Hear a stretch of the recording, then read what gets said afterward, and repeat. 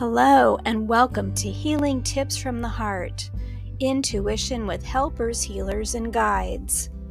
I am your host, Dr. Lori Hops, licensed psychologist, writer, and artist. I've explored mind, body, and spirit related to intuition, or your personal guidance system, since early childhood. Meet my guests who have learned from their personal and professional lives to explore vast realms of knowing, synchronicities, and overcoming challenges. Their stories may inspire you with tools to enhance your daily living and relationships.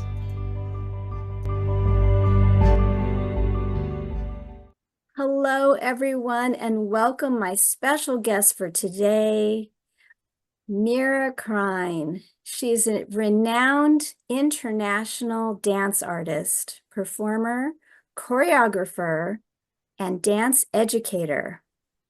She is known for her elegant and graceful presence, as well as her stylistic versatility in traditional, Egyptian, and classic and contemporary fusion forms of dance. She's based in Santa Fe, New Mexico, and she directs her school of dance called Pomegranate Studios. She also has a nonprofit youth mentorship program called SEED, Self-esteem, Empowerment, and Education Through Dance. And if that's not enough, she also is the esteemed Mosaic Dance Company. In 2019, she was the recipient of the Santa Fe Mayor's Award for Excellence in the Arts, and she has performed on some of America's most prestigious stages, toured internationally, performed for PBS and Japanese television, and she has been reviewed by national publications such as the esteemed Dance magazine. And I am proud to call her one of my instructors as well. And thank you so much for being here today. Oh, no, thank you, Lori. And I'm so glad you come and dance with us. It's so amazing. Through the magic of the internet. Through the magic of the internet and the blessing of the pandemic. I mean, there were some blessings in the pandemic, and some of them had to do with us connecting outside our physical walls. And I have really enjoyed that. So thank you. Oh, thank you so much. And I connected to you through Yeva Chisholm, who I knew independently, but she also helped coach me through my podcast development a year ago. And I know that she has been a treasure in your life as well. She has been. Yes. So is there anything else you'd like to add to let the audience know about yourself? No, I mean, that seems like a lot. It is a lot. It is a lot. And I just marvel watching you. You know, you talk about through the pandemic, and we were going to focus today on creativity and the muse of creativity and inspiration. And I know that you've used that as a dance educator and performer your whole life, but really had to pivot during the pandemic, because I think you mentioned one time about just how many dance studios closed for good reason, because people weren't physically together. Yeah, I think that it would be very difficult for people to understand how delicate, the environment of a dance studio is, and how kind of at risk they are all the time. So during the pandemic, I watched as over 100 dance studios that I was aware of closed one right after the next. And it was like an avalanche. And I felt like maybe it was coming for me, And it was heartbreaking for me to watch, because I know how they are absolute works of love, and they require such devotion and such sacrifice. And just knowing that it's very hard to restart, to reopen once something like that has happened in your life. So I mourned for, all of those people losing those businesses, because I just knew how much they'd given to them, and just how hard it would be for them to return to that. Yes, but you survived. I did. And Somehow I survived. I'm in my 28th year now. Congratulations. Thank The, you. the dance studio was always my haven Yes. for connecting with myself, for spirituality, for community, for the creative process. And I'm wondering if you might speak a little bit about how the creative process has been active in your life. Well, I love, first of all, that you have an intimate experience of the dance studio as a haven. And I feel like, well, over the years, many of my students a long time ago just started to call this place sanctuary, and that caught on, and really through nothing having to do with me particularly, but it just, I really think that they are like that for people, and it is one of the motivating forces in my life is that people feel that way about this place, and I feel the importance of that in their lives, and therefore, have been willing to be that resilient and to continue in the face of what often has seemed like unsurmountable odds because of the effect that it has for people, that it is sort of sanctuary for them, and how much it offers them on a spiritual level and in terms of community and just on so many levels. um Creativity has always been a big part of my life. I come from a very unusual family and a very creative family, and I fortunately for me got to grow up around so many creative people that it was sort of the water I was allowed to swim in, and so it Mm. just didn't seem unusual to me in any way that that was a part of my life. Um, I do think though that it took me a really long time to come into myself as a creative being. And I probably feel I'm 62 this year on Halloween, which is my birthday. I feel like I'm finally coming into the truest part of my artistic voice, and that it's been growing over all of these years. But it just takes such a long time, I feel, for us to come into the confidence of ourselves as artists and voices, find our voices and develop our voices. And we live in such an immediate culture, like everything has to happen right away. But Right. the process of art is very different from that. It's just and perhaps because of that, such an antidote to the time that we live in. Perhaps that's why it feels like such medicine. Um, and I think through art, the creative process is such a rich soil, to plant ourselves in. I mean, it's a way that we can um, go through a very loving process of knowing ourselves. That's at the Delphic Oracle, know thyself. And I feel like art is a wonderful way for us to really without it being, well, this term is bandied about, I think, unnecessarily unnecessary amounts, but without it becoming so narcissistic, that it's always about us. Art allows us to see ourselves outside of ourselves by creating this objective point of view, and then also allows us to share that with others and find the points where we all come together there. It's the sharing of that is so profound, because we realize that these things are connective points of our humanity. And maybe we find parts of ourselves in facets of it. And by examining the other facets of what we see in front of us, we learn so much about the rest of the world around us. But I also think it's a deeply connective tool, the process of creativity, to connect us to the earth, to connect us to each other, to connect us just to the world around us. I often feel like, in spite of what I just said about it being kind of personal and being able to see ourselves better because of it, I also think it has nothing to do with me. Like Mhm. I just show up to it, and I show up to it, I show up to it, I show up to it, I open myself to it, and then it comes into me like like a very pleasant visitation. you know Yes.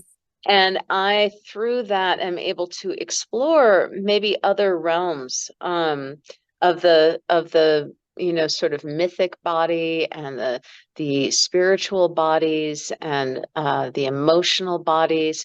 And by that I mean that oftentimes I feel like our emotional bodies are not even our own, like they really can come from all the energies that surround us. We're so permeable, Mhm. and I feel like the ideas for all my art come through that permeable body. It's like Mhm. on all the different levels of myself, my thoughts, my emotions. And I say mine as if I have ownership over them, but I really don't think I do. I think that they're collective things, and they Mhm. move through me, and then I just move them out. A moving company.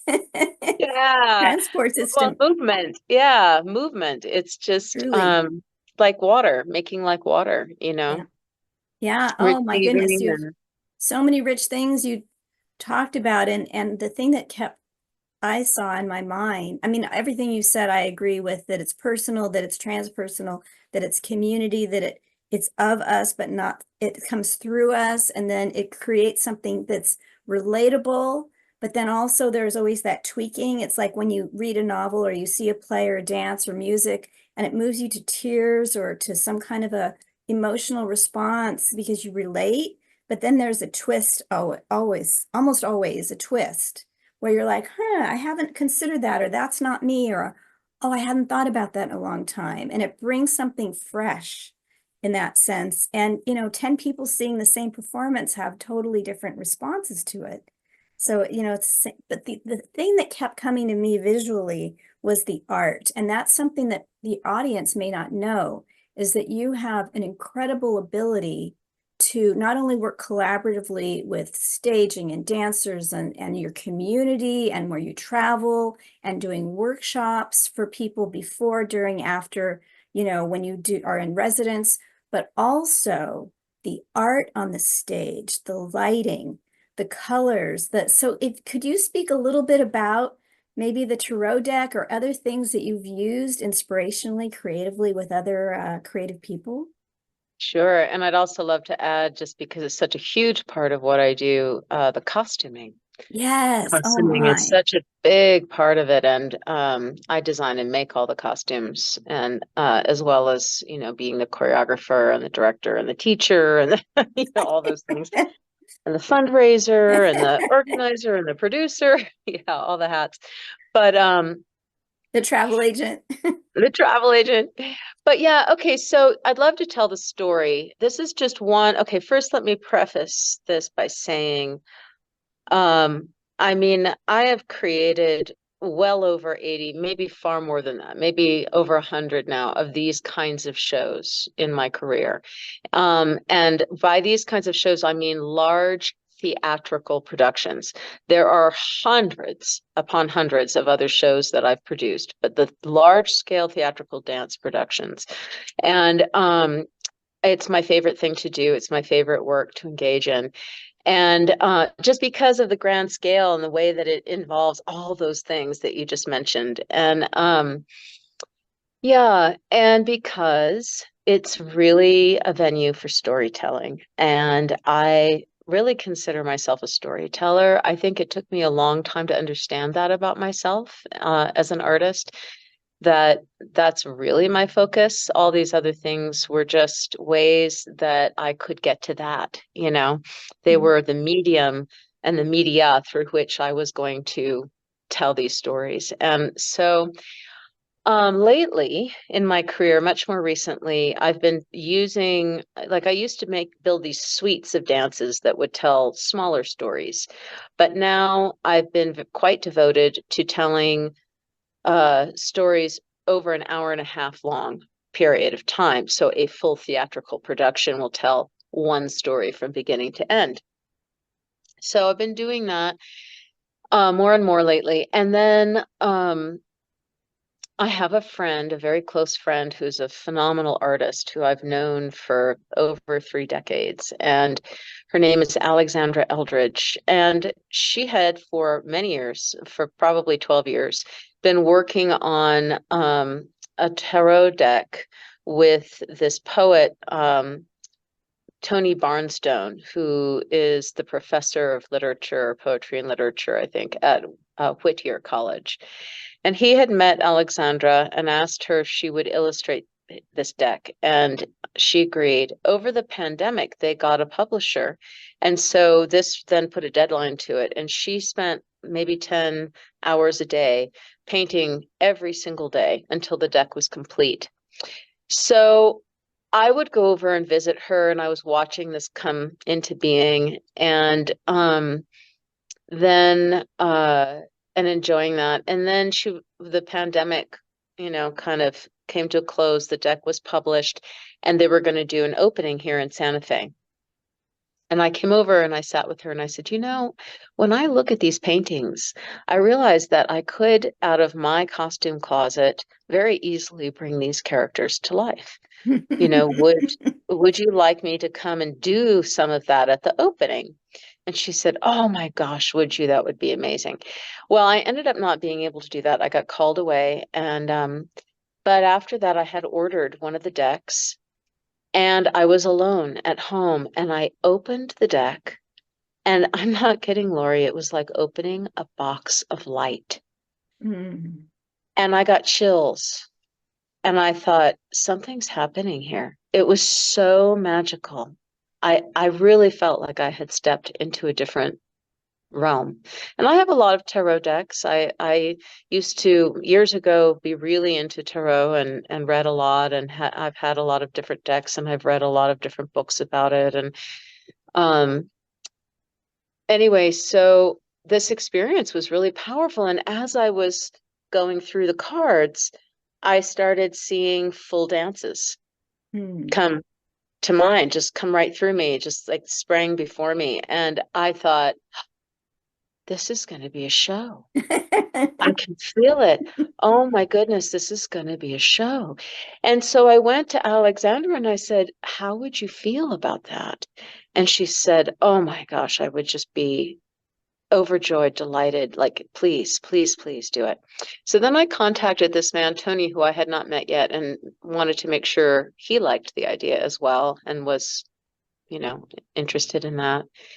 So then I met with Alexandra and I went through all the major arcana, and I decided I wanted to do the journey of the Fool, as the Fool is transformed by the Fool's journey through the major arcana.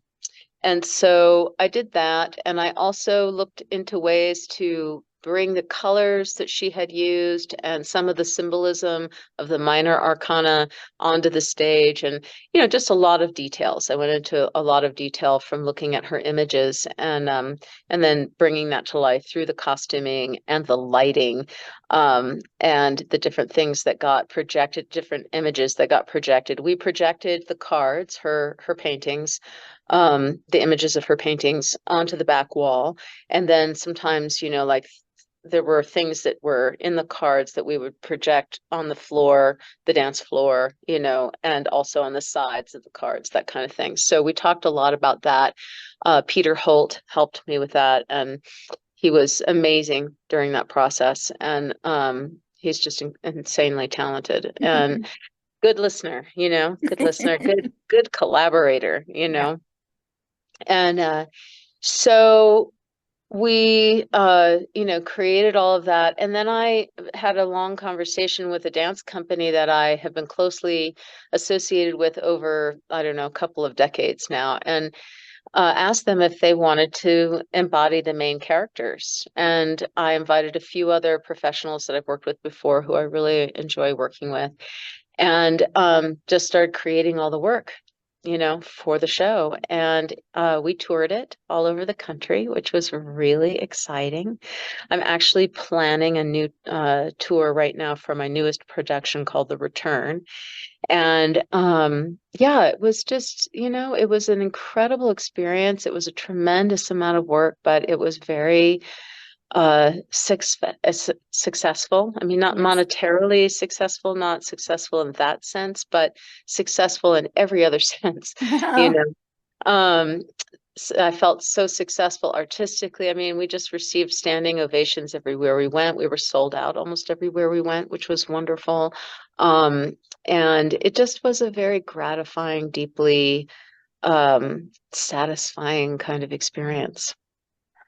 What a journey you were taken on. A box of light. I mean, what a great image and construct and experience to open that and you'd seen it, but when you got it in your hands, something clicked and it took you on a journey. So for those who don't know anything or very much about tarot or tarot, as they say, what is the major and minor arcana, if you might don't mind? Yeah, no, I don't mind. I mean, I see, yeah, you can pronounce it, by the way, you can pronounce it either way. You can pronounce it tarot, which is more how I pronounce it. That's how Alexandra pronounces it and many other Mhm. people that I know. But if you look it up on Wikipedia, it's pronounced tarot. Yeah. So you can hear it either way, but you can pronounce it either way, apparently. I understand there's been a lot of research done on that. But anyway, let's see. The major arcana, the way I view it is from a Jungian perspective. I Mhm. see the cards as archetypes, and these are the sort of life stages that we go through. Like the emperor seen as, structure, father figure, things like this. The empress, mother figure. The magician is the trickster to me. The high priestess, all things that are created from the universe. I don't know, I could go on and on, but I do see them. Mhm. I see the major arcana as both life stages, like times of life, phases that we all go through that are universal to all of us. And then I also see them representing, certain forces that come in and out of our lives at different times. Um, but they're archetypal, right? So the archetypes have all these different facets to them. So it's how this facet in me is connecting to the facet that is showing itself right at this moment from the archetype. And Mhm. these two are reflective, they're mirroring to each other. And that is, how I interface with that and find it useful. Like I always think of the cards as like a still pool in which I am looking, and Mhm. it reflects back to me so I can see what's happening more easily. So it's not, I don't think of them as necessarily predictive. Okay. I think of them more as reflective. Um, and the minor arcana is, I feel, really in support to all of that. Like, each their four suits, right? This was originally a playing deck, and this started 400 something like that. Like it's been a very long time that we've had these cards, and they were a playing deck. And so then it moved out of that into sort of these greater, you know, interpretations. But of course, the four suits, right? So you have the cups, which are about your emotional body. You have the Mhm. swords, which are about your mental body. You have the discs, which is the physical, right? Uh, and what's the other one? I'm not wands, right? The Mhm. wands. Yeah. So all of those four are interacting, with the larger archetypes of our lives and kind of fill in, like if you get, a certain number of swords, it's going to represent maybe you're caught up in your mind in a very difficult way. The card is going to kind of speak to the landscape, right, that you're in. Yeah. Yeah. And it's tied to the numbers, like you said, a playing card, yeah, deck of cards. So yeah, the numbers, and then the major arcana is more like the kings, queen. Yeah. Right. They're Joker. yes, Uh, exactly. Yeah. Yeah. And the numbers are very important too because of numerology. There's a connection there as well. Yeah. And you just see that all these great symbolic or the symbols, these really powerful symbols that have been with humanity for, centuries are a part of this. And I think that's why it has such longevity for people, Mhm. why people still use it as a tool, you know.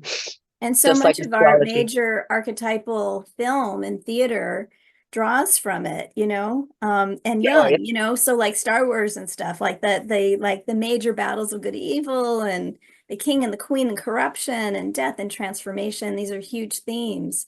So I love Right. that you were able to use it in all these variations on a theme, the poetic writing, the painting, the conglomeration of all of it, the light in the box, the imagery of the dance, the bringing in other dancers, the staging, lighting, costuming. Just it's incredible, incredible. So I will have all the contact information in the program notes so people can find you and the deck and all of this, and hopefully your future shows. But I'm wondering, so let me just share a brief story with you. You don't know this already, and I think you'll be fine with me sharing it.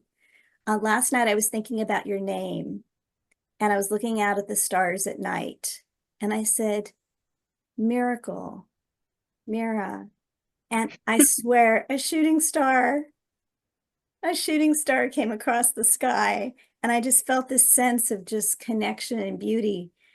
So there's something here about the cosmos Mm, and connection and your name and the idea of miracle that I offer. And I don't that's know so how that sweet. is like connected to what you've been talking about, but there's something here that I needed to share that was such a specific moment.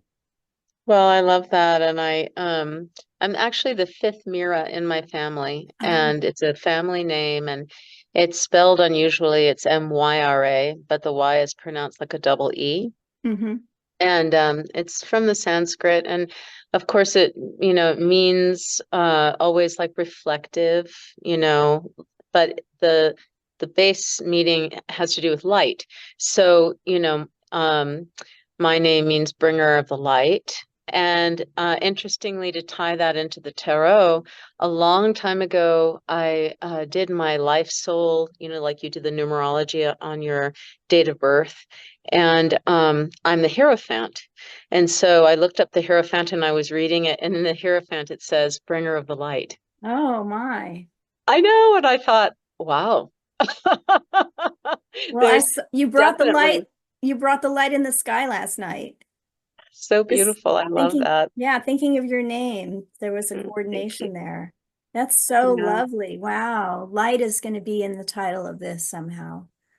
I'll make sure I That's add light beautiful. in. Well, I we're love coming to that. the end of our precious time together, and I'm wondering, is there anything else you'd like to share? Intuition or something from the heart or Yeah, helpers and guides? I'd like to share that I feel like my work has really become more focused and devoted. I think it was always kind of there in some ways, but more focused and devoted to our animate and somatic relationship to the world around us, and really trying to inspire people through art to engage in that more. And so that's really a big focus of like the new performance, The Return. It's a big focus of that show, and I can't wait for the film to be up so people can watch it. But also, just all the work that I'm making now is always going to be in some way, um, you know, centered more around that and the connective tissue of that, and trying to just, in my own tiny little way, ring out through, art and creativity, which I think just it comes through a different door for us, and so I love that about it, and so I really want to put some emphasis on, you know, on those connections. So Is there a reason for the name, The Return? yeah, the return is based on the ancient Minoan civilization, and about five concepts of that I feel if we were to think more that way, like I'm privileged to know a handful of really, kind of movers and shakers of the environmental movement. And when I've talked to them about what's it going to take, every single one of them, independent of each other, has said to me, a shift in consciousness. Yes. And so I've been thinking a lot about that. Like, what does that look like? And so this show is to try to inspire people to maybe 5 points of shift in consciousness. Um, and so the show is about that. And one of these five is death and how Mhm. we perceive death and our relationship to death. And Mhm. in the Minoan culture, they saw death very differently than we do. It was a celebration. It Mhm. was a return to where we came from so that we can return here again.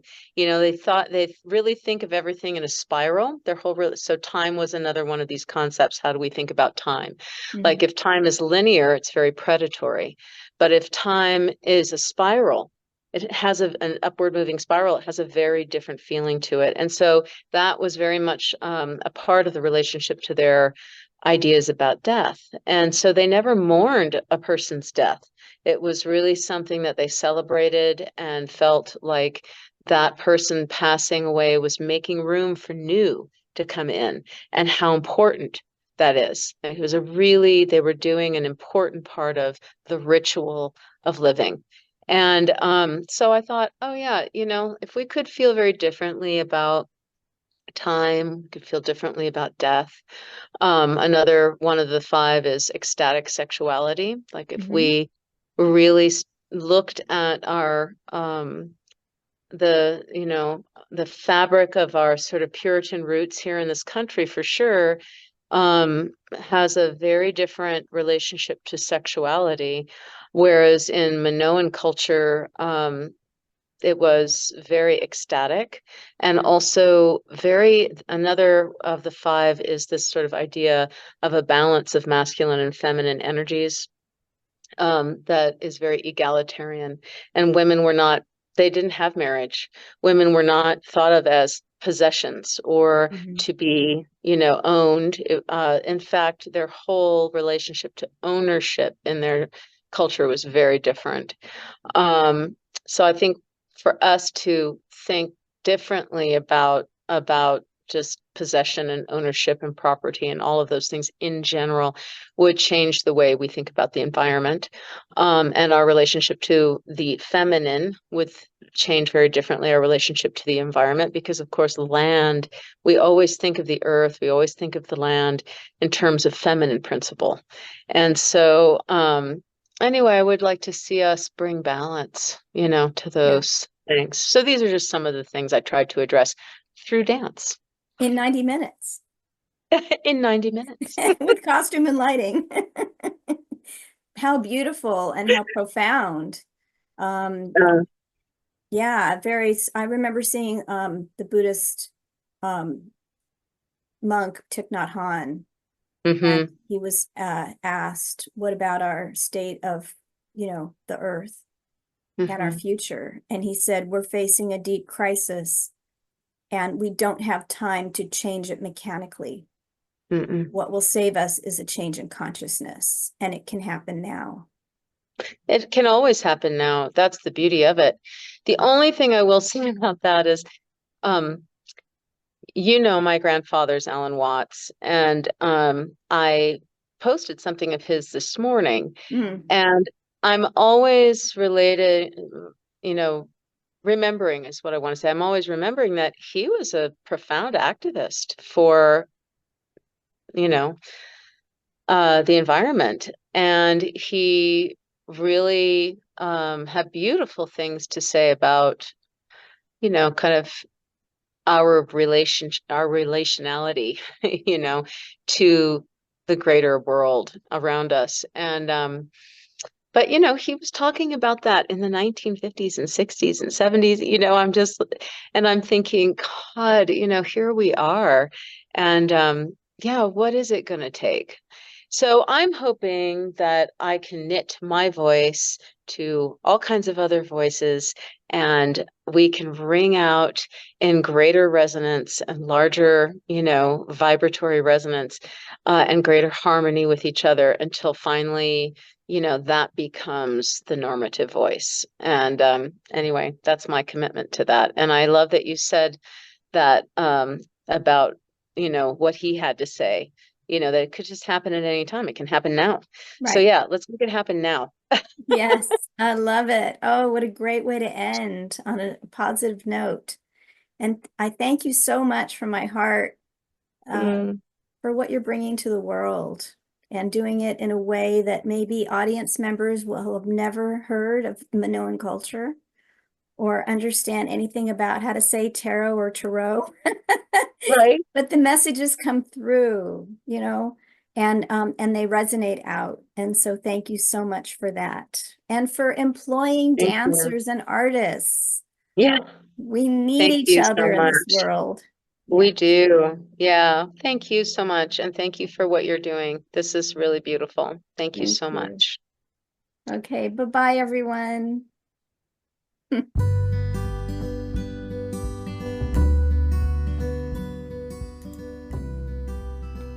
Thank you for joining us for today's podcast. If you want to learn more, you can visit my website for podcast and resources at hopshealingtips.com. You can also like, share, and subscribe to this channel. This podcast is for information and entertainment purposes only and is not providing healthcare advice.